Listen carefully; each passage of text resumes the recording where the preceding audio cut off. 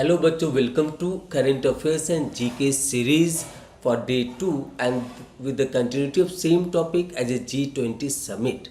So now the question here is, which of the G20 summit hosted by India in 2023? So option A is 16th, option B is 17th, option C is 18th, option D is 19th. Now you have to answer for this question.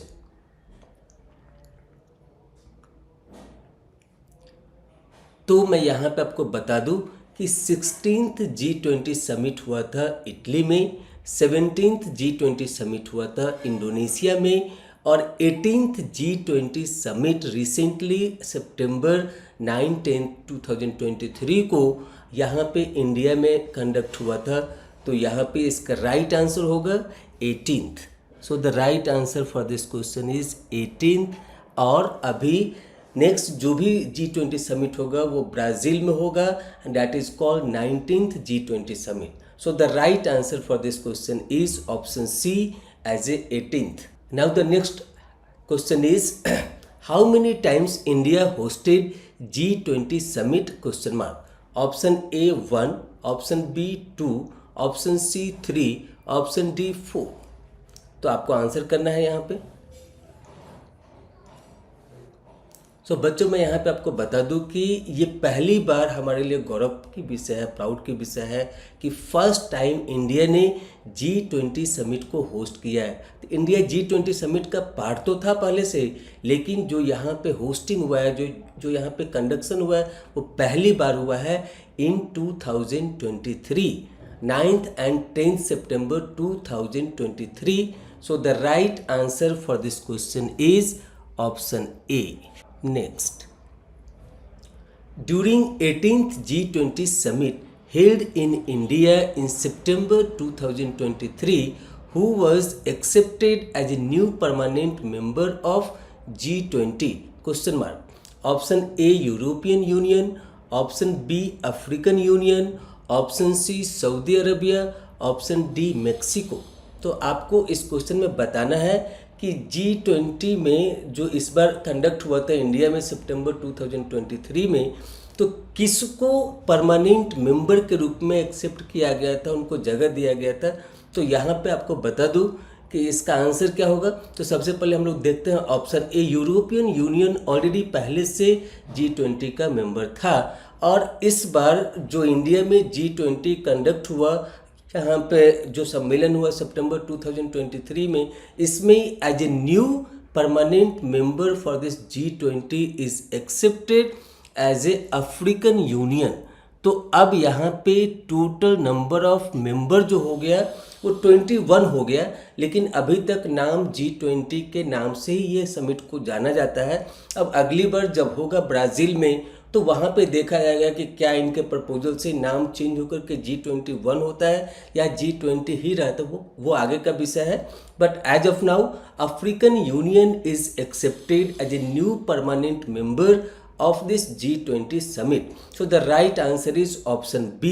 Option C में जो Saudi Arabia है वो already पहले से G20 का member country है, Mexico भी पहले से G20 का मेंबर कंट्री है। So the right answer for this question is option B as a African Union. Next, in which city of India G20 international summit happened? Option A new Delhi, option B Pune, option C Chennai, option D Bhopal. तो आप लोगों ने देखा होगा बहुत सारे news channel पे दिखाया जा रहा था कि G20 की कितनी बड़ी तैयारी है, और ये हुआ था दिल्ली में, न्यू दिल्ली में प्रगति मैदान में जो कंडक्ट हुआ था G20 का सम्मेलन, वो हमारा देश की राजधानी न्यू दिल्ली में हुआ था। सो the right answer for this question is option A. Next, what was or were the theme of 18th G20 summit? Question mark. Option A one earth, option B one family, option C one future, option D all of the above. तो आपको इस question में बताना है कि जो 18th G20 summit recently India में conduct हुआ था, तो उसका थीम क्या था, मेजर थीम क्या था उसमें, वो आपको बताना है। तो अगर आप न्यूज़ चैनल थोड़ा बहुत भी देखते होंगे तो आप वहाँ पे सुने होंगे कि हमारे प्रधानमंत्री ने इसको प्रपोज किया था as a one earth then one family one future.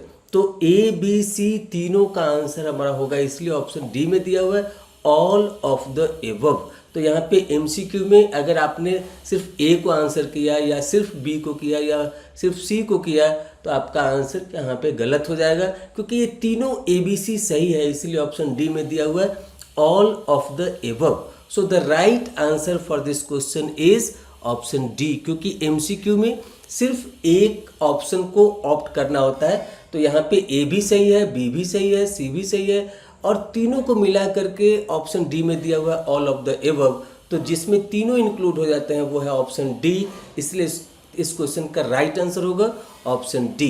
One earth, one family, one future, all three are included in that option D. So that is the reason right answer for this question is option D, all of the above. अब देखते हैं next.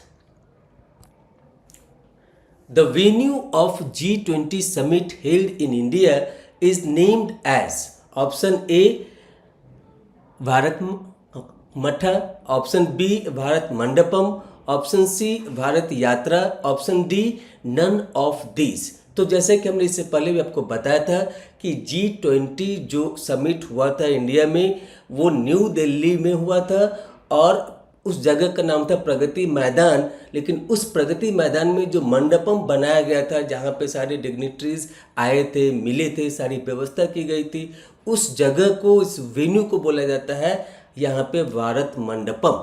So the right answer for this question is option B. Option B is the right answer for this question. देखते हैं next.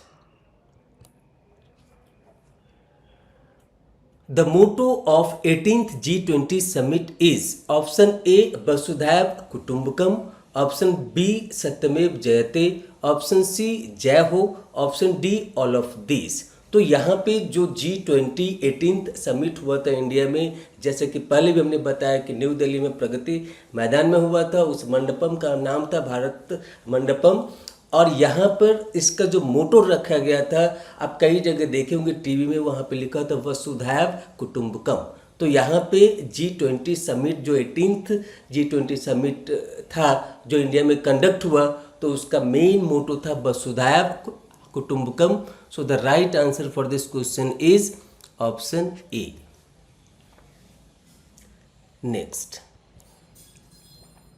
who was the chairperson of G20 summit held in India in 2023? Option A Shri Manmohan Singh, option B Shrimati Nirmala Sitharaman, option C Shri Narendra Modi, option D Shri S Jaishankar. तो यहाँ पे मैं आपको बता दूं कि जहाँ भी G20 समिट का होस्टिंग होता है, सो इन जनरल वहाँ के जो हेड होते हैं, जो कंट्री हेड होता है, वो उस G20 समिट का चेयरपर्सन होता है। तो इस बार 2023 में फर्स्ट टाइम इंडिया में हेल्ड हुआ था, इसीलिए यहाँ पे जो इसका चेयरपर्सन थे वो हमारे कंट्री के head prime minister, head of the country और prime minister Shri Narendra Modi chairperson थे। So the right answer for this question is option C, क्योंकि श्री मनमोहन सिंह हमारे पहले पूर्व प्रधानमंत्री थे, श्रीमती निर्मला सीतारमन अभी के करेंट फिनेंस मिनिस्टर हैं, और Shri S Jaishankar foreign minister हैं। तो यहाँ पे जो G20 समिट हेल्ड हुआ इंडिया में दिल्ली में, उसके जो हेड थे वो थे Shri Narendra Modi. So the right answer for this question is option C. 16th G20 summit was hosted by option A Italy, option B Indonesia, option C Brazil, option D Argentina.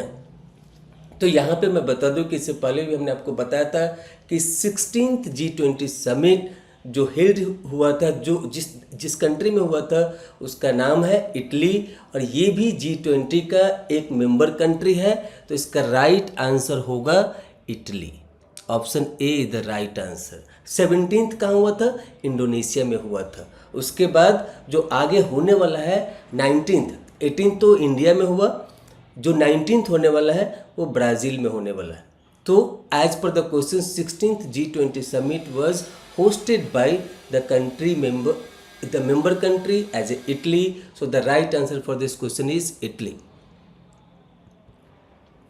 Now the next, which of the G20 summit hosted by France? France ने किस साल G20 summit को host किया था? Option A में दिया है 5th, option B में दिया है 6th, ऑप्शन सी में दिया है 7th, ऑप्शन डी में दिया है 8th। आपको बताना है इसका राइट आंसर क्या होगा। तो बच्चों मैं बता दूं यहाँ पे कि फ्रांस में जो G20 समिट हुआ था वो 6th G20 समिट हुआ था, इसीलिए इस क्वेश्चन का राइट आंसर है ऑप्शन बी।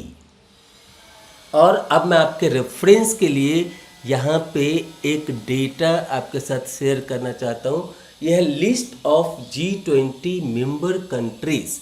तो यहाँ पर आपको दिखेगा 1 to 20 जो पुराने मेंबर थे, और 21st एज अफ्रीकन यूनियन 2023 में ऐड हुआ।